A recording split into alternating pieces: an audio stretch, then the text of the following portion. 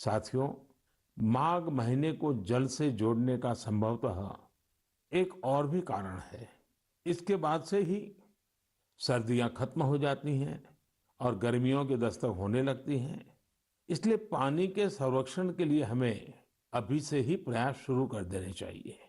कुछ दिनों बाद मार्च महीने में ही 22 तारीख को वर्ल्ड वाटर डे भी है।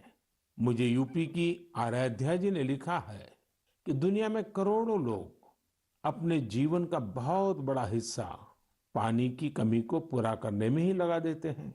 बिन पानी सब सून, ऐसे ही नहीं कहा गया है। पानी के संकट को हल करने के लिए एक बहुत ही अच्छा मैसेज पश्चिम बंगाल के उत्तर दिनाजपुर से सुजीत जी ने मुझे भेजा है। सुजीत जी ने लिखा है कि प्रकृति ने जल के रूप में हमें एक सामूहिक उपहार दिया है, इसलिए इसे बचाने की जिम्मेदारी भी सामूहिक है। ये बात सही है।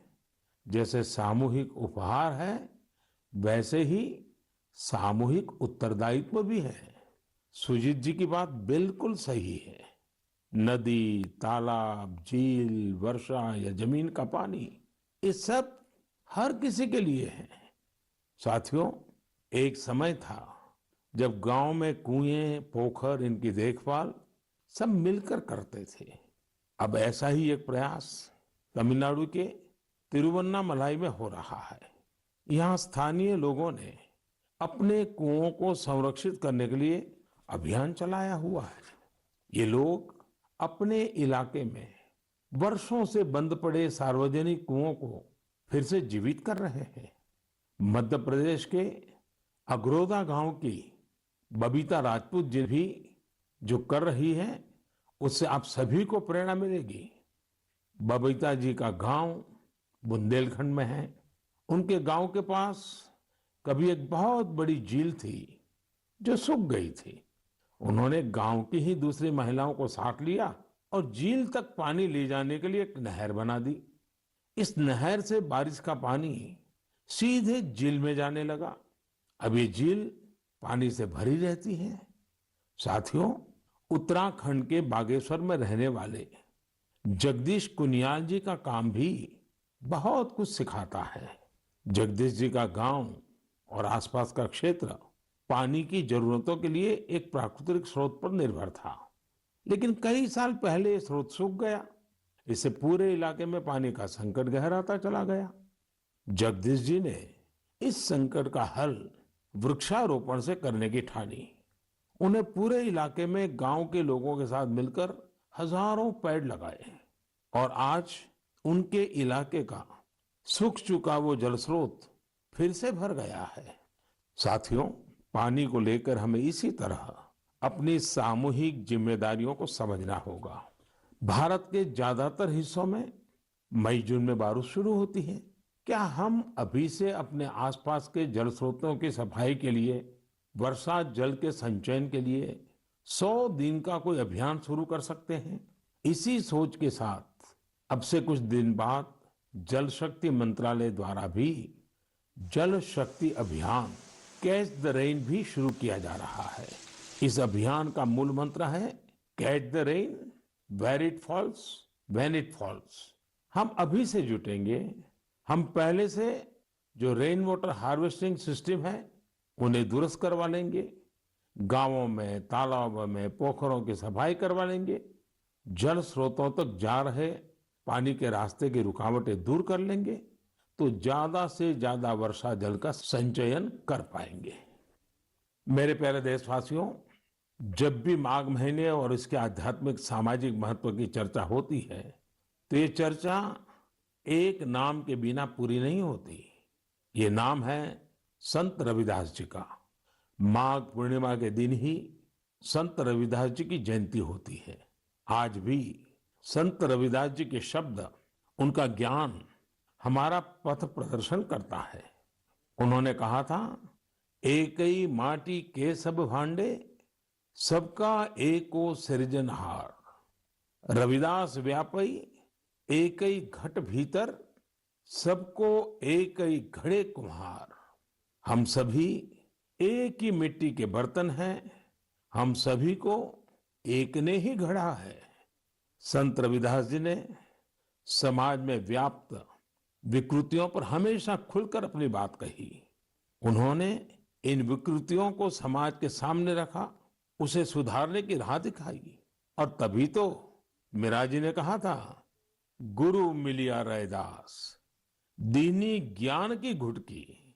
ये मेरा सौभाग्य है कि मैं संत रविदास जी की जन्मस्थली वाराणसी से जुड़ा हुआ हूँ। संत रविदास जी के जीवन की आध्यात्मिक ऊंचाई को और उनकी ऊर्जा को मैंने उस तीर्थ स्थल में अनुभव किया है। साथियों, रविदास जी कहते थे, करम बंधन में बंद रहियो, फल की नात जियो आस। कर्म मानुष का धर्म है, सत भाखे रविदास। अर्थात हमें निरंतर अपना कर्म करते रहना चाहिए, फिर फल तो मिलेगा ही मिलेगा। यानी कर्म से सिद्धि तो होती ही होती है। हमारे युवाओं को एक और बात संत रविदास जी से जरूर सीखनी चाहिए। युवाओं को कोई भी काम करने के लिए खुद को पुराने तौर तरीकों में बांधना नहीं चाहिए। आप अपने जीवन को खुद ही तय करिए, अपने तौर तरीके भी खुद बनाइए और अपने लक्ष्य भी खुद ही तय करिए। अगर आपका विवेक, आपका आत्मविश्वास मजबूत है तो आपको दुनिया में किसी भी चीज से डरने की जरूरत नहीं है। मैं ऐसा इसलिए कहता हूं क्योंकि कई बार हमारे युवा एक चली आ रही सोच के दबाव में वो काम नहीं कर पाते जो करना वाकई उन्हें पसंद होता है। इसलिए आपको कभी भी नया सोचने, नया करने में संकोच नहीं करना चाहिए। इसी तरह संत रविदास जी ने एक और महत्वपूर्ण संदेश दिया है। ये संदेश है अपने पैरों पर खड़ा होना। हम अपने सपनों के लिए किसी दूसरे पर निर्भर रहें, ये बिल्कुल ठीक नहीं है।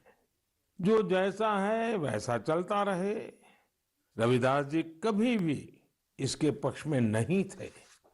और आज हम देखते हैं कि देश का युवा भी इस सोच के पक्ष में बिल्कुल नहीं है।